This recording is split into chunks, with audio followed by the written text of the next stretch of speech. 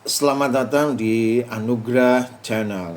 Saudara-saudara yang dikasihi Tuhan, hari ini kita akan merenungkan sebuah ajaran yang relevan di tengah-tengah kehidupan ekonomi yang carut-marut, pajak yang begitu tinggi, pajak di mana-mana, PHK di mana-mana, dan semua orang hari-hari ini mengalami yang namanya kekhawatiran akan kehilangan pekerjaan, kekhawatiran akan hari esok, kekhawatiran apa yang akan mereka kerjakan di hari esok, kekhawatiran akan masa depan anak-anak mereka.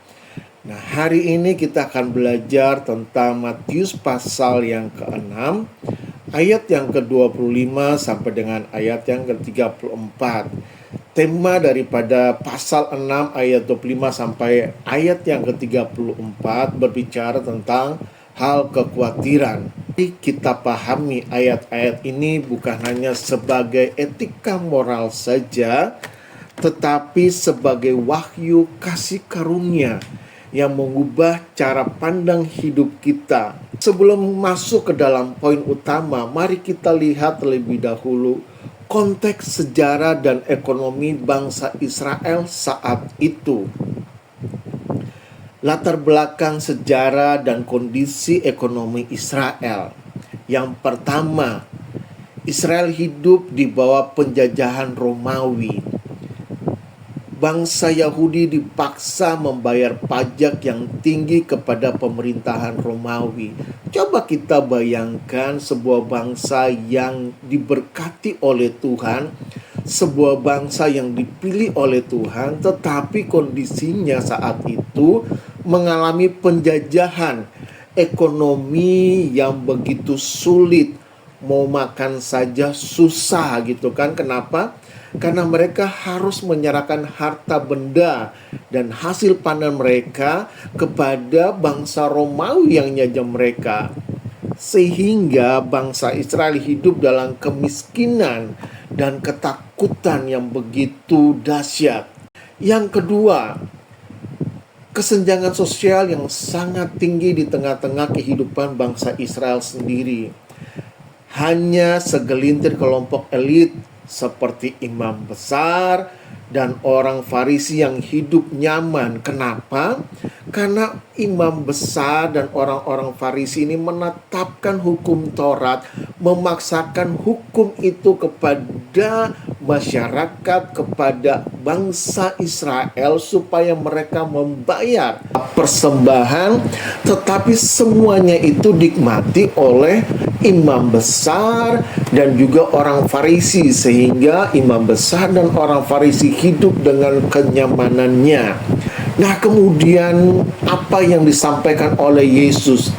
Janganlah kamu khawatir akan hari esok, tentang apa yang kamu makan, tentang apa yang akan kamu pakai.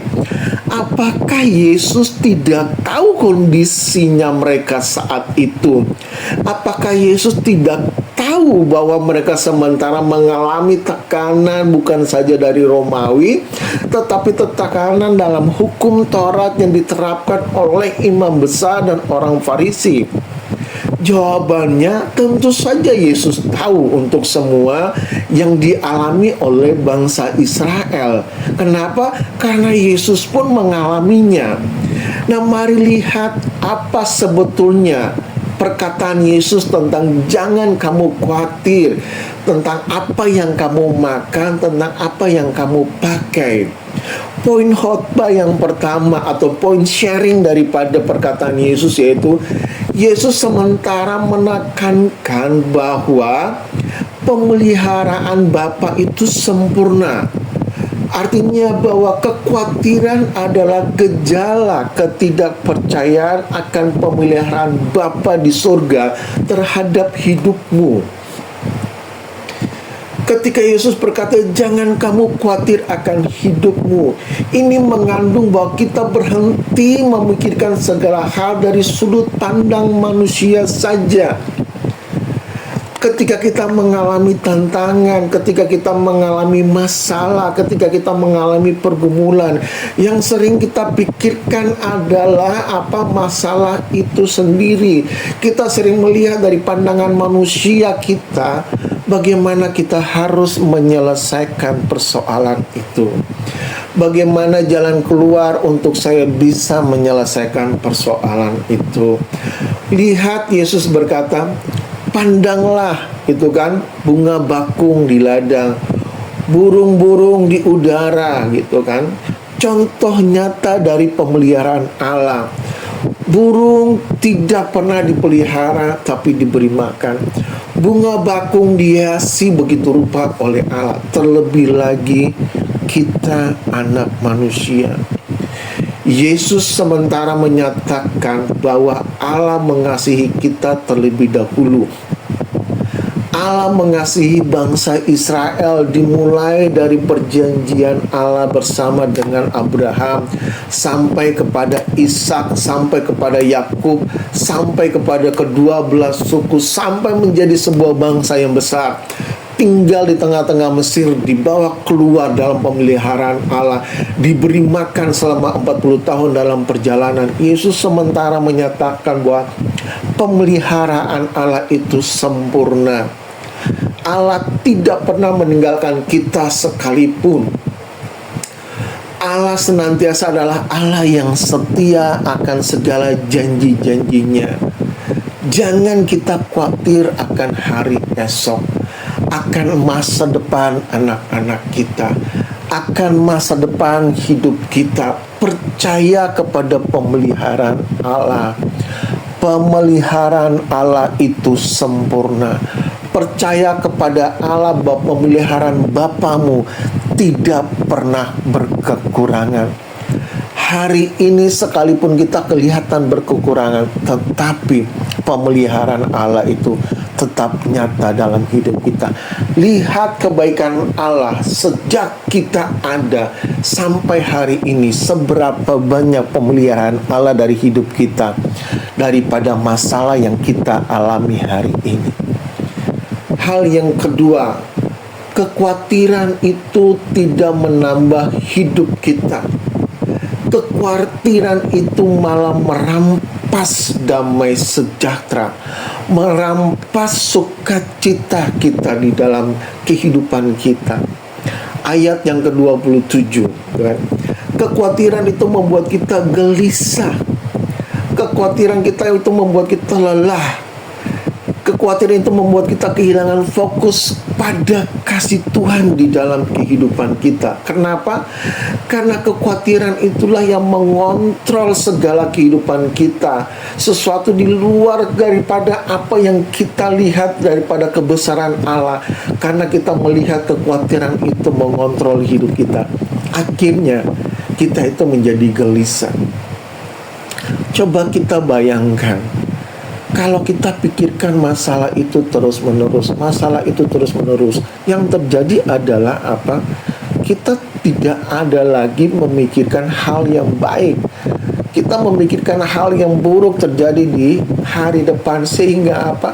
Itu menggerogoti jiwa kita, menggerogoti pikiran kita, sehingga kita menjadi gelisah, kita menjadi takut, kita menjadi depresi. Kenapa? Karena yang kita pikirkan semua itu tidak ada jalan keluarnya. Tetapi yang kita pikirkan adalah bagaimana masalah ini bisa terselesaikan. Bagaimana. Akhirnya apa? Kita kehilangan fokus kepada yang namanya kasih Tuhan. Kita kehilangan fokus kepada yang namanya janji-janji Tuhan. Kita kehilangan fokus kepada yang namanya kebesaran Tuhan di dalam kehidupan kita. Yang kita fokuskan adalah masalahnya. Yang kita fokuskan adalah apa? Semua yang akan terjadi di hari esok. Padahal ketika semuanya itu terjadi di hari esok, belum tentu seperti apa yang kita takutkan. Apa yang membuat kita menjadi gelisah? Akhirnya kita menjadi lelah secara tubuh kita, lelah secara pikiran kita, lelah segala eksistensi kehidupan kita menjadi lelah. Bahkan kerohanian kita pun menjadi lelah. Kenapa? Semua terfokus kepada masalah dan bagaimana kita harus menyelesaikan masalah itu tanpa ada jalan keluarnya. Betul kan? Lalu hal yang ketiga adalah fokus kepada kerajaan Allah, bukan kepada kebutuhan duniawi. Loh, bagaimana itu bisa terjadi? Ini kan sementara ada masalah. Kenapa saya harus fokus kepada kerajaan Allah? Ayat 33 Yesus berkata, Yesus mencoba mengalihkan perhatian daripada bangsa Israel, daripada kita dalam mencari kebutuhan jasmani, menuju kebenaran Allah, kebenarannya. Carilah dahulu kerajaan Allah dan kebenarannya, maka semuanya itu akan ditambahkan kepadamu. Yesus sementara berbicara tentang kebenaran Allah. Yesus sementara berbicara tentang kasih karunia Allah, bukan hasil usaha manusiamu, tetapi kepada kebenaran imanmu kepada Kristus, bahwa Allah lah yang memberkati hidup kita. Allah lah yang mencukupkan segala kehidupan kita. Allah lah yang menyediakan segala yang kita butuhkan. Makanya kebenaran firman Tuhan berkata gini, Allahku memenuhi segala kebutuhanmu menurut kekayaan dan kemuliaannya. Artinya apa? Bahwa segala hidup kita ini dirancang oleh Allah supaya kita melihat siapa itu Allah, bahwa Allah itu menciptakan kita dan Dia mencukupkan segala apa yang menjadi kebutuhan hidup kita hari ini. Itu yang paling penting, bahwa iman kita bukan kepada masalah, tetapi iman kita kepada Allah yang besar. Makanya Yesus mati di kayu salib, dan Dia berkata begini, Dia menanggung segala kemiskinan kita, Dia menanggung segala penderitaan kita, supaya apa? Supaya kita menikmati segala berkat-berkat itu. Hari ini kalau kita belum melihat penggenapan janji itu di dalam kehidupan kita, satu hal yang kita harus lakukan, tetap percaya. Hal yang selanjutnya, yang keempat, bahwa kasih karunia Allah itu tersedia bagi kita setiap hari. Cukuplah untuk sehari kesusahannya. Ayat yang ke-34. Artinya apa? Bahwa Allah menekankan hari ini, ketika kita punya masalah, ya selesai untuk hari ini. Besok kasih karunia Allah tentang ada dalam kehidupan kita, tetap melimpah di dalam kehidupan kita. Nah, kalau kehidupan kita tidak bergantung kepada apa yang kita mampu, apa yang kita bisa, tetapi kita bergantung kepada kasih karunia Allah yang setiap hari ada dalam kehidupan kita. Yesus berkata begini, bahwa cukuplah kasih karuniaku untukmu. Artinya apa? Bahwa hidup kita itu adalah hidup yang senantiasa dipimpin oleh kasih karunia, dipimpin oleh Yesus Kristus itu sendiri. Allah tidak pernah habis-habisnya dalam kehidupan kita. Janjinya tidak pernah tidak tergenapi di dalam kehidupan kita. Selalu tergenapi. Kasih karunia Allah menyediakan makanan kepada bangsa Israel selama 40 tahun. 40 tahun. Bagaimana Allah menyediakan mana, bagaimana Allah mengirimkan burung puyuh bagi bangsa Israel untuk mereka menikmati kehidupan yang tidak pernah mereka usahakan, tetapi Allah menyediakannya bagi mereka.